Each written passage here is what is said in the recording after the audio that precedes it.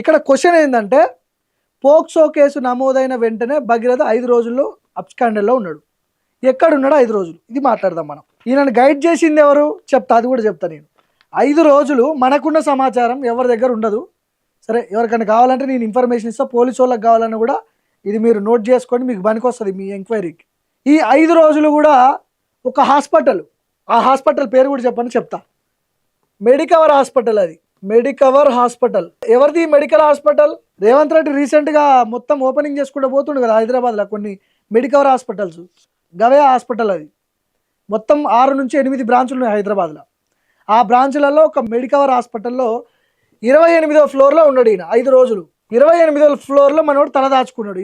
5 రోజుల పాటు 28వ ఫ్లోర్లో మెడికవర్ హాస్పిటల్ పైన ఉన్నాడు ఈయన. ఎవరైనా ఎక్స్పెక్ట్ చేస్తారా అసలు ఇది? నేను అది పొద్దున వచ్చినప్పుడు వీడియో చూసిన. ఆ 9 రోజుల పిల్లగాడు ఎక్కడ దాక్కున్నాడట అంటే ముఖ్యమంత్రి గారి బంధువులు ఎవరిదో హాస్పిటల్ ఉందట, మెడికవరో ఏదో, అందులో దాచిపెట్టి 28వ అంతస్తులు అని చెప్తున్నారు. ముఖ్యమంత్రి గారు సమీప బంధువులు, దగ్గర బంధువులు హాస్పిటల్లో దాచిపెట్టారంట.